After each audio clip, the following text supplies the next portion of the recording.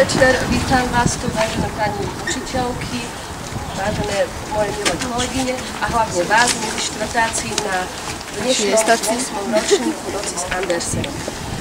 Poprosíme našu pani riaditeľku magistru Vieru Vaničovú o slávnostné otvorenie tejto noci a to spustenie zástavy. Nech sa páči. Ideme spustiť slávnostne našu. Dúfam, že sa nám to podarí. Lepšie ako...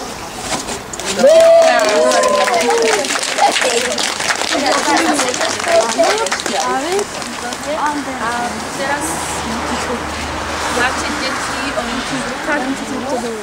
a túto hymnu vlastne si teraz zaspievame s rádiom. S hudobným doprovodom?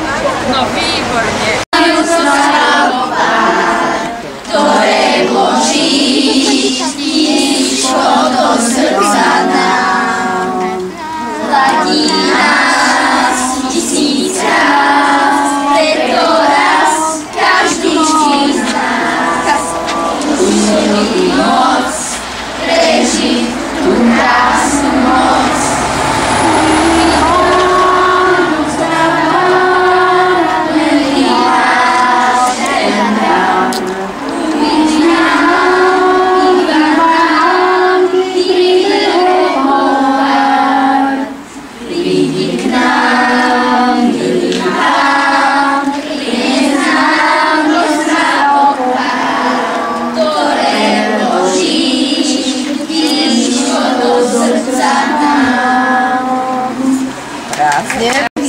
Vás také tvorivé čítanie. No a je to z knižky, možno poznáte Braňa Jobusa. A ja bych vám, poznáte Braňa Jobusa, predstavila, keďže u nás ešte na besede nebol a budem rada, ak príde, ale tuto vám aspoň trošku priblížim, ako vyzerá, dobre? Je to z návšteve v Tekovskej knižnici.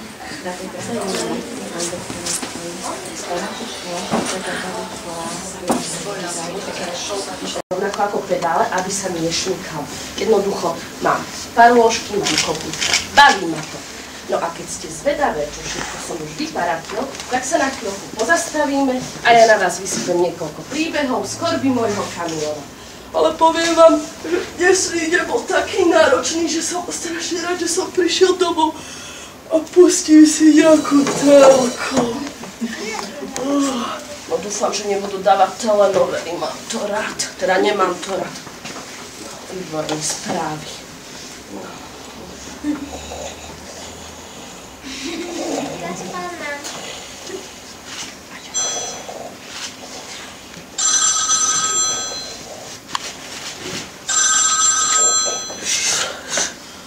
Áno?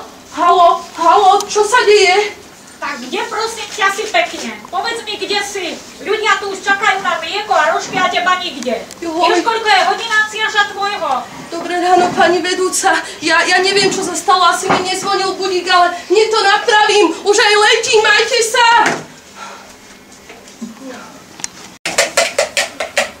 A čo je na tom, že mám na sebe tepláky, absolútne nič. Ahoj, mami. No ahoj, vítaj. A čo mi robíš hanbu? V čom si to oblečený? Anciáš, tak uti jednu. Ale veď, mami, no. Veď sa toľko nehnevá. Čo je zle na tom, že chodím do práce v tepláčikoch? Mám vodický preukaz? Mám. Mám občiansky preukaz? Mám. A nikomu som nič neurobil s tým, že mám na sebe tepláčiky. Inak, mamina, musím ísť do mesta dneska. No ale hada, nepôjdeš takto, v teplákoch. Áno, pôjdem v teplákoch. Budem chodiť vždy do mesta, ale odteraz budem chodiť vždy do mesta a všade v teplákoch, aby si vedela. Deti. Anciáš zistil, hádam 100-násobne lepšie. Nuž je čas splniť si sen. Zamenula si jedného dňa Anciáš, prezerajúci časopis o kamionoch. Strach už za hranicami mesta nemám a vďaka tepláčikom sa mojím domovom stala, hádam, aj celá zemegula a ja idem skúsiť to, po čom celý život túžim. Čo keby ma zobrali za naozajstného kamionistu?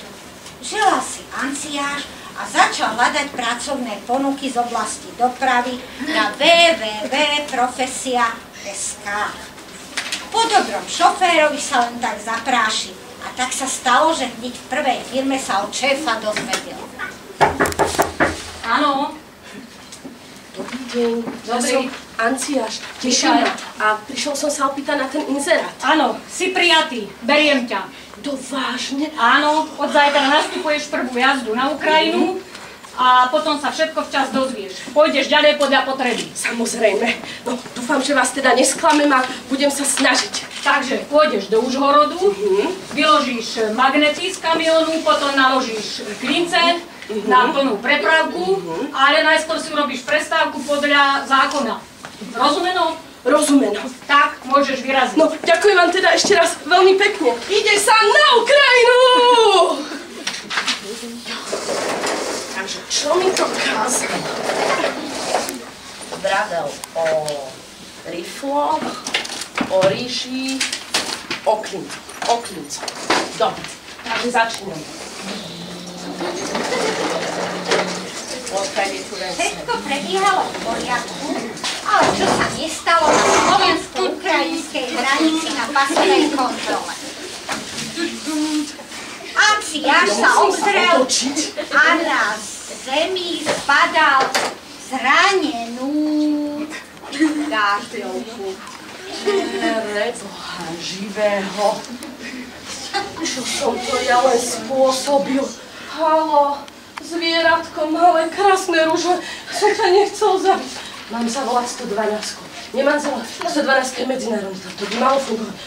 Prosím ťa, len ži.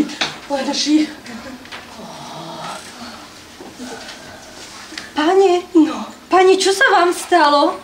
Ale veď ty žiješ, ja som Anciáš. Ja som Dažďovka Milica. No. A môže byť tvoja kamarátka? Samozrejme, že môžeš byť moja kamarátka, no krásne. Poď.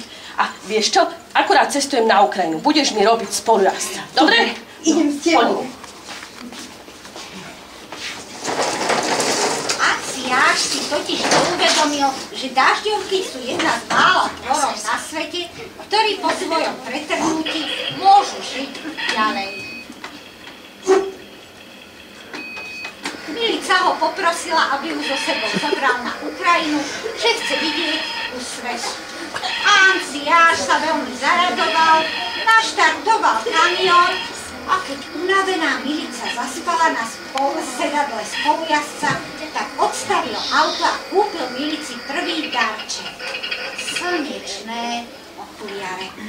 A pocítil neskutočnú radosť z toho, že môže niekoho obdarovať.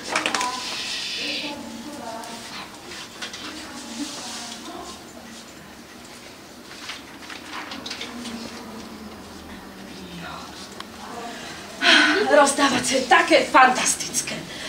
Muflon Anciáš s Milicou precestovali veľa krajín, v Číne vyložili klince z Ukrajiny, potom šli na Čukotku doviesť čínsku rýžu, odtiaľ sa ponáhľali do mesta New York obšťastniť pána Vicišpána rajčinovou omáčkou. Pozrite si mapu samozrejme. Potom si to nasmerovali do Ekvádoru s nákladom plným riflí a stretli sa tam s ľudožníkmi. Z Ekvádoru pratali kockový cukor pre dočasných obyvateľov Antarktídy, čiže pre výskumníkov a ich rodiny. Odtiaľ nešli na prázdno. Rovno do Afriky vyrazili s antarktickými cencúrmi pre malých Afričanov, aby sa trošku schladili. No Muflon Anciáš, a ako to bolo s tou Čínou?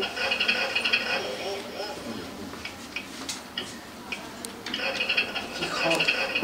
To však vypni. Takže, s tou Čínou to bolo takto.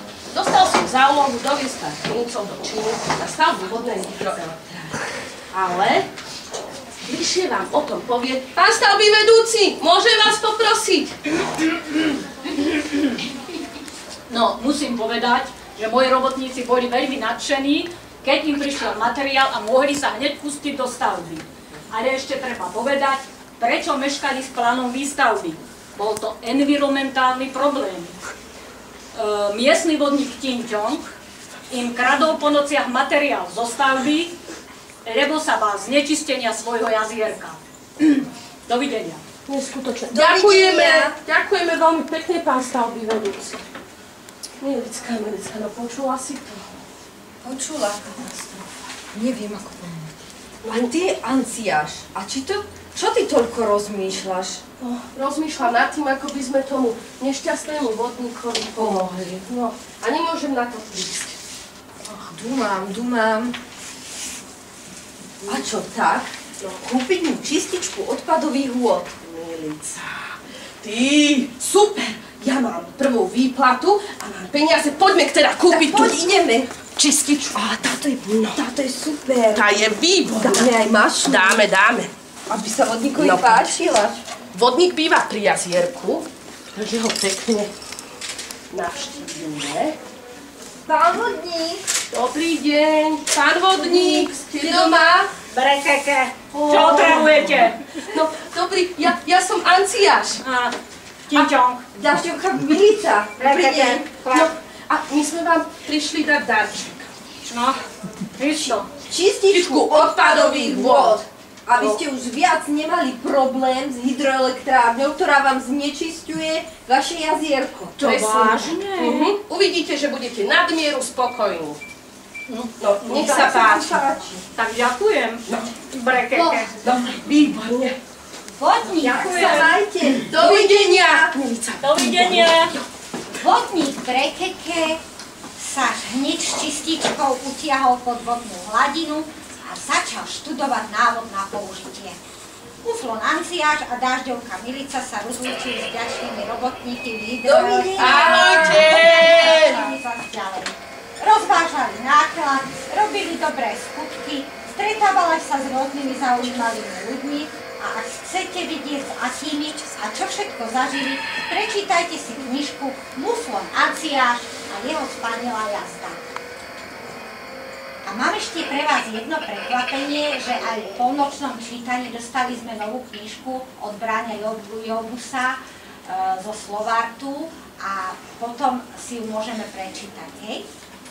Takže ja by som ukončila naše tvorivé čítanie a poďakovala svojim kolegyňam Ade Smolkovej a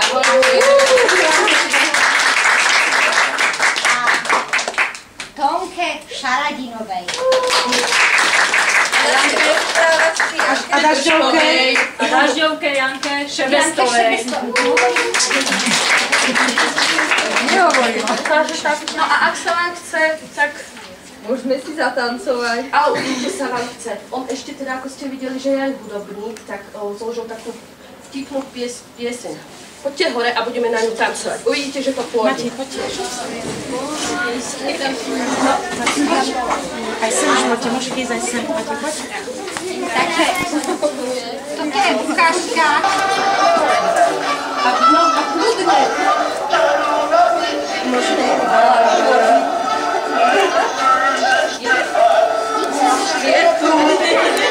Poďte sa, poďte, deti, poďme. Kľudne, Kajka, sem do tejto